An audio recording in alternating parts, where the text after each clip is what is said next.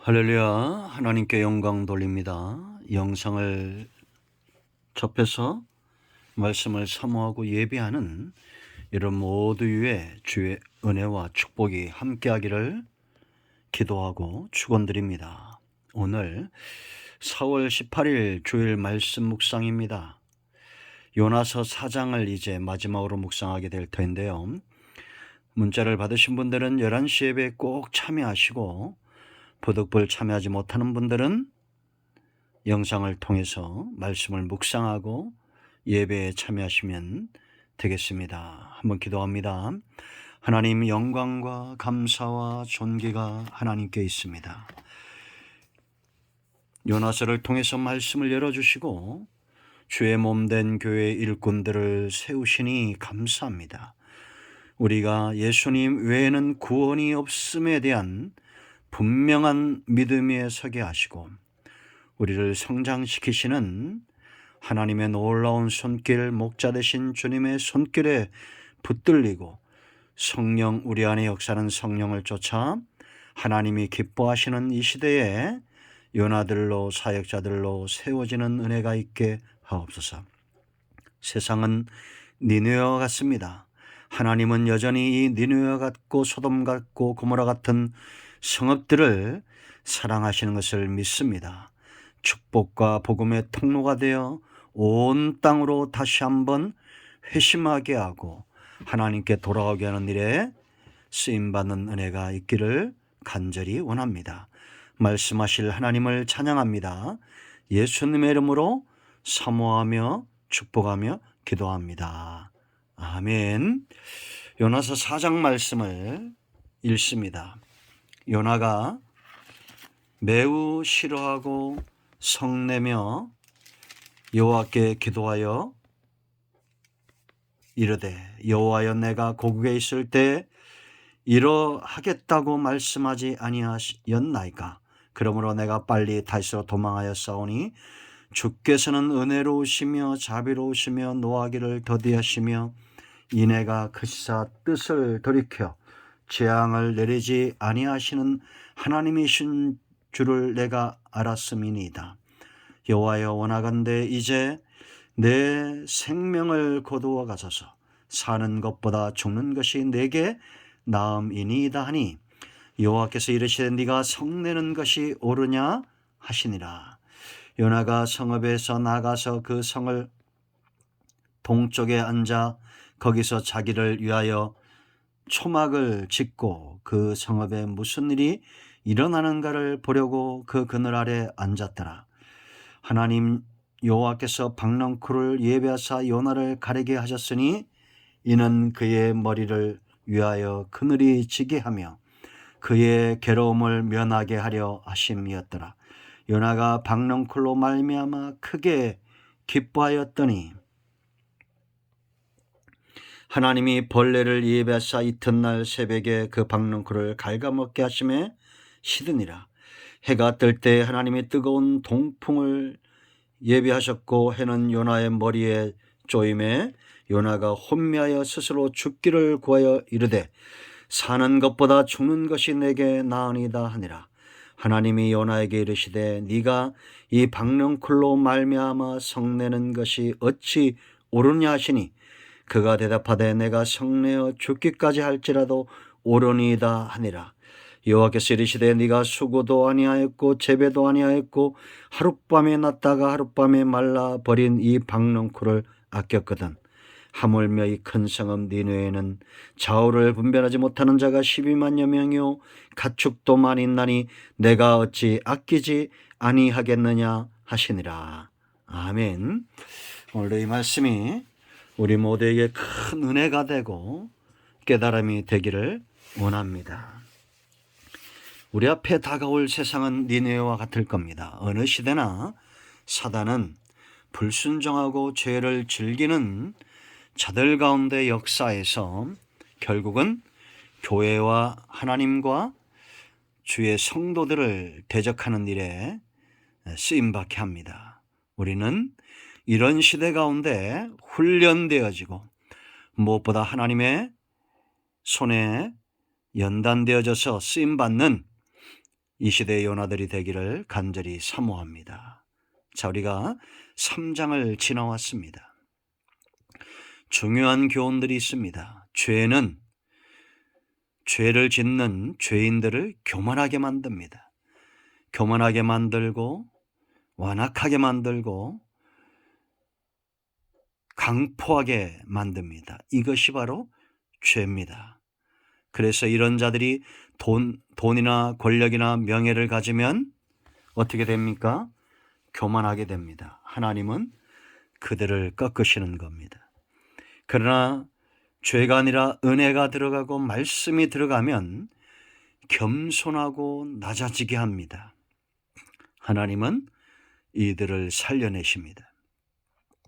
3장에서 죽을 수밖에 없이 그 교만이 하늘에 닿았던 니느웨가 사는 이유가 어디 있습니까? 그들의 교만이 꺾어지고 왕부터 백성까지 낮아지는 겸손함에 있습니다. 무엇이 그들을 겸손하게 했습니까?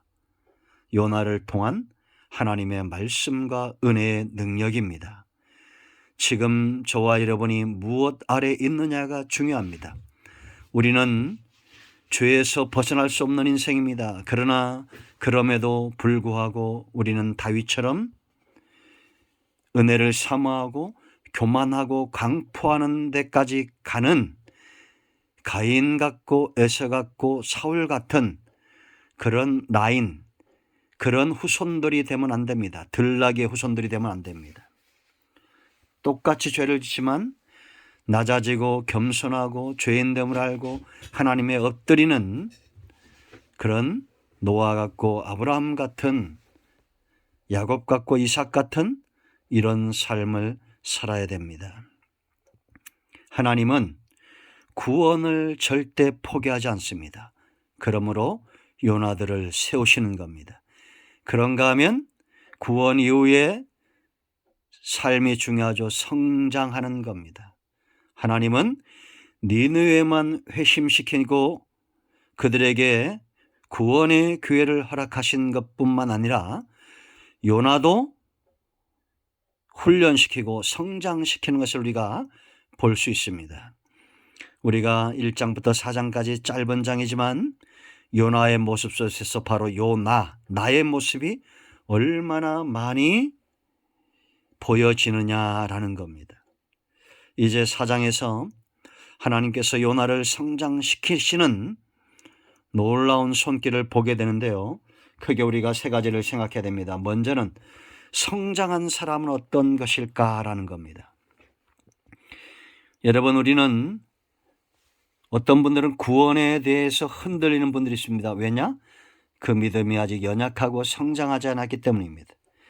기도의 응답에 대해서 우리가 때로 흔들리고 하나님의 일하심과 나타남에 때로 의심이 올 때가 있습니다. 성장하지 않았기 때문입니다. 여러분, 성장하면 여러분들이 생각해 보세요.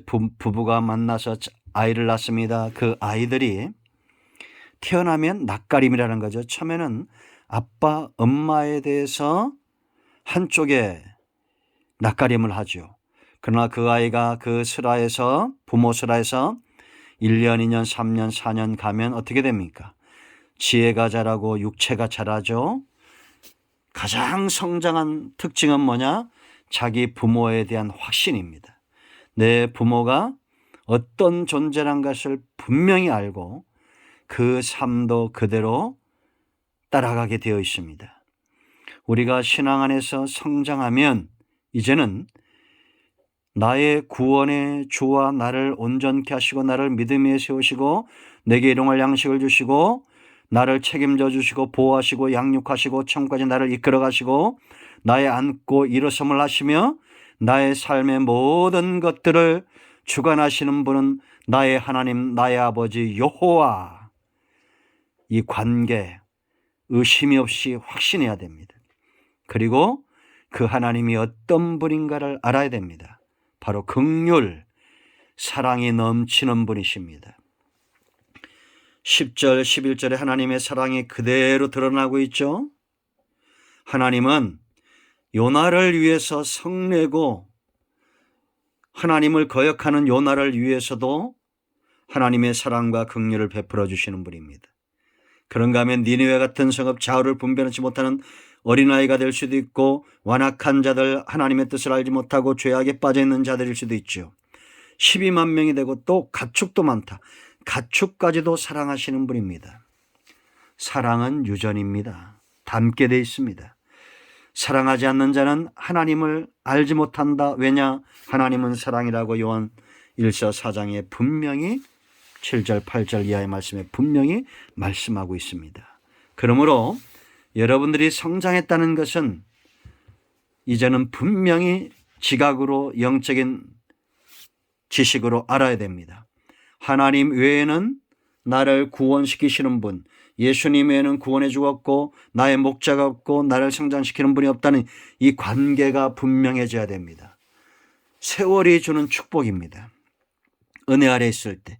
죄 아래 있으면 이것이 멀어집니다. 교만하고 내 위에 아무도 없다라고 생각합니다. 우리가 돈이 있으면 얼마나 있고 권력이 있으면 얼마나 있고 명예가 있으면 얼마나 있습니까? 건벌 10년이라고 그랬죠. 과거에 화려했던 모든 자들이 다 꺾여지고 한 줌의 흙으로 돌아가는 것을 보면서도 깨닫지 못하는 인생들이 많죠. 은혜 아래 있기를 축복합니다. 그리고 이 관계가 은혜와 말씀의 양육을 통해서 관계가 분명해져야 됩니다. 그리고 하나님이 어떤 분인가? 긍휼, 하나님은 사랑이시다. 이 사랑에 대해서 알아야 됩니다. 그런데 두 번째 어린아이의 모습이 있습니다. 여러분 4장을 보면 주목해야 될 말씀들이 있는데 1절 말씀 보면 매우 성내어 그랬습니다. 크게 성내었다는 겁니다. 6절 말씀 보면 크게 기뻐하였다 이런 표현들이 있습니다. 6절에 크게 요나가 이렇게 하는 거예요. 그런가 하면 또 9절에 또 크게 성내입니다. 내가 성내어 죽기까지 할지라도 오리니이다. 이런 분들이 어떤 성격의 소유자인지 알죠? 저도 몇 분 아는 분들이 있어요. 저를 포함해서.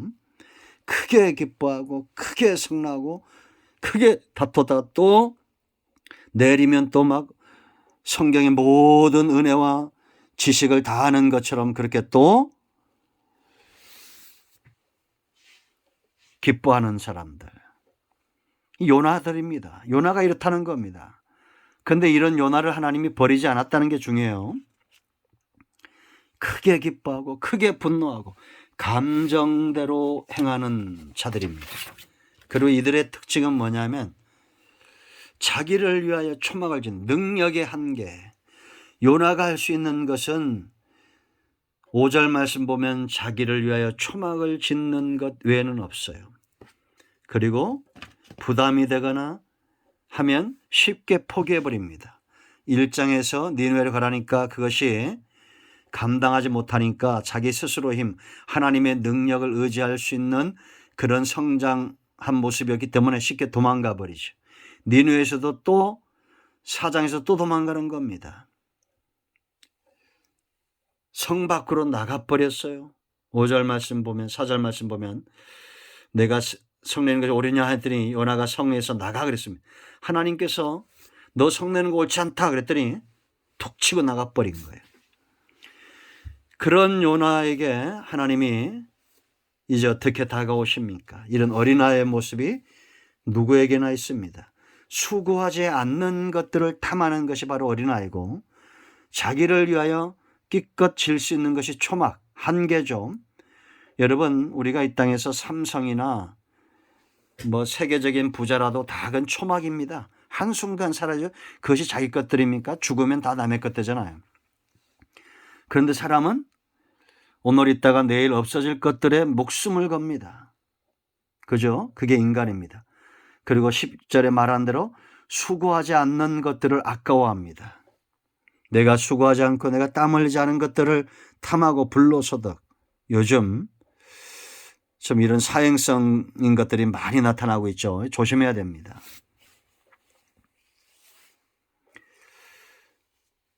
이런 요나를 하나님께서 어떻게 훈련하십니까? 세 번째 우리가 하나님께서 이제 요나를 훈련하신 것을 봅니다. 1절로 4절 말씀 보면 요나가 빈정대죠. 하나님이 재앙을 내리지 않는 것 보고는 노합니다. 그리고는 이제 빈정대면서 하나님은 인애롭고 노하기를 더디하시고 뜻을 돌이켜 재앙을 내리지 않는 것이 신 줄 알았습니다. 그러니 원하건대 내 생명을 거두어가서 죽는 것이 내게 나음입니다. 이렇게 말합니다. 사람들이 회심하고 사망에서 생명을 옮길 수 있으면 기뻐해야 되는데 남이 잘 되는 것을 보지 못한 거예요. 우리나라가 여러분, 우리나라보다도 저 일본이 더 잘 되고 북한이 잘 되고 중국이 잘 되고 저들이 예수를 믿고 돌아오고 그러면 기뻐해야 되는데 사실 그런 마음이 없죠. 참 우리는 요나와 그 시대를 사는 사람들과 참 비슷한 환경 가운데 있는 것 같습니다. 이런 요나에게 하나님께서 뭘 준비합니까? 박넝쿨을 준비하는 거예요. 요나가 크게 기뻐합니다. 우리가 한동안 잘 될 수 있어 살다 보면, 그런데 그것이 전부였냐? 크게 기뻐할 때가 있죠. 하나님의 계획은 박넝쿨을 주는 데 있지 않다는 것을 모르는 겁니다.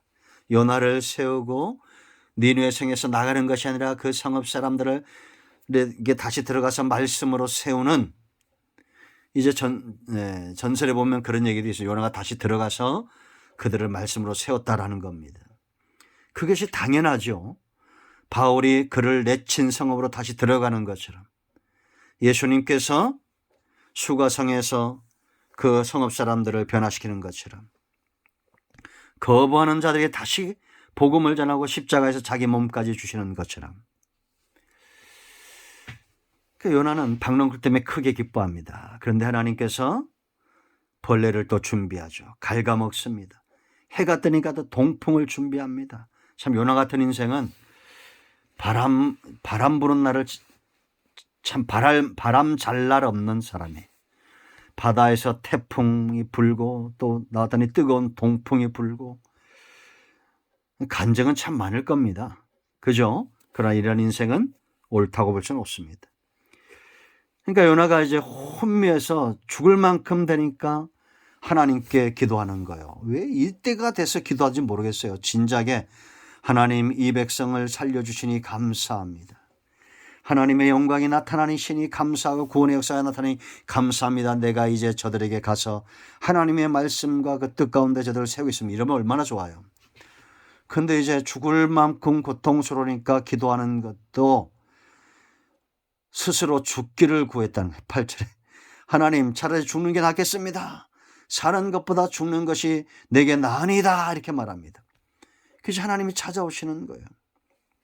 9절에 그러면 이때라도 우리가 하나님 이런 나에게 찾아오시니 감사합니다 이러면 될 텐데 하나님이 요나에게 이르되 네가 이 박넝쿨로 말미암아 성내는 것이 어찌 옳으냐 하시니 그럼 그 다음에 어찌해야 돼요? 맞습니다 하나님. 하나님의 뜻이 옳습니다. 제가 잘못되면 이래야 되는데 그가 대답하되 내가 성내어 죽기까지 할지라도 옳으니이다 이렇게 말합니다. 뭐 이게 남의 일이 아니죠. 우리가 어떤 직장의 어려움이나 사업의 어려움이나 건강의 어려움이면 누구라도 이렇게 하나님 차라리 성내어 죽기까지 할지라도 내가 옳습니다. 내가 옳습니다. 이렇게 고집 부릴지 몰라요. 그런데 하나님이 그에게 이제 깨달음을 주시죠. 이것은 말씀의 능력입니다. 10절에 여호와께서 이르시되 네가 수고도 아니하였고 재배도 아니하였고 하룻밤에 났다가 하룻밤에 말라버린 이 박넝쿨을 아꼈거든. 제가 얼마 전에 뉴스를 보니까 요즘 뭐 비트코인 그 유튜버가 13억을 투자했다가 다 날렸더라고요. 그러니까 이제 그냥 쉬운 말로 이 세상 떠나겠다는 그런 메시지를 뭐 남겼어요. 참 사람들은 왜 이렇게 쉽게 살려고 하는지 모르겠습니다. 저도 제 친원분들이 이런 쪽에 관심이 있어서 제가 주목해 봅니다. 그러나 성공하는 데 있어서는 쉬운 것이 없습니다. 주식 투자하신 분들도 난 쉬운 줄 알았더니 굉장히 노력을 많이 하고 연구도 많이 하고 책도 많이 보고 그 나름대로 수고를 하더라고요. 쉽게 살고 쉽게 얻은 것들 때문에 아까워하고 하루아침에 아침 안개처럼 사라질 것들에 목숨 거는 인생들이 참 이 시대의 요나들이 많습니다. 여러분 우리는 영원한 것은 하나님 외에는 아무것도 없다는 것을 깨달아 알아야 됩니다. 그리고 하나님이 무엇을 아끼느냐에 대해서 이제는 성장한 자로 알아야 됩니다. 하나님이 요나를 성숙시킨 것은 바로 하나님의 가슴, 긍휼의 가슴을 가지라는 것입니다. 이 저와 영상을 접하고 예배 참여한 여러분 모두가 이제는 그리스도의 분량에 이르고 하나님의 가슴을 아는 그리스도의 심장을 갖는 사랑의 긍휼의 뜨거운 가슴, 용광로와 같은 가슴에 복음과 말씀과 은혜를 담아 니네와 같은 세상으로 나가기를 축원드립니다. 우리 성도님들 또 직분자들, 이제 요나서를 통해서 우리가 큰 도전을 받고 세상에 하나님이 주시는 기회가 되고 축복의 통로가 되고 파수꾼이 되기를 축복합니다. 할렐루야. 기도합니다. 하나님 감사합니다. 이 영상을 접하는 모든 분들, 또 하나님이 세우신 직분자들 축복하시고 이 시대 니네와 같은 성읍의 일꾼들로 세워지기를 원합니다. 우리 가운데 병든 자, 마음이 상한 자 치유하시고 강건케 하시고 하나님의 능력에 쓰임받는 종들 되게 하옵소서. 예수님의 이름으로 사모하며 축복하며 치유하며 기도합니다. 아멘. 이제 선포합니다. 아프신 분들 손 얹으시고 문제 있는 분들 가슴에 손 얹으세요. 예수 그리스도의 이름은 능력이 있습니다. 나사렛 예수 그리스도의 명하노니 우리 가운데에서는 모든 흑암의 영들, 악한 영들, 사단의 역사는 묶이고 떠나갈지어다. 병만은 떠나가며 막혀있는 것들 모든 것들은 열려지며 온전하게 치유될지어다. 예수님의 이름으로 선포하며 치유하며 기도합니다. 아멘. 이제는 우리 주 예수 크신 은혜와 하나님 아버지의 큰 사랑과 성령의 이로 동충만 치유 회복하심의 역사가 영상을 접해서 또 예배에 참여해서 하나님께 영광 돌리고 이 시대 하나님이 기뻐하는 종들로 세워지기 원하는 모든 자들 위에 이곳에 있으며 땅 끝에 있는 복음적인 교회들과 지금도 예수님 때문에 생명 다해 헌신하는 선교단체와 선교사님들, 코로나19로 수고하는 의료진들과 고통당하는 백성들 위해 이 나라 이 민족 이 정권이 이제로부터 함께 있을지어다. 아멘.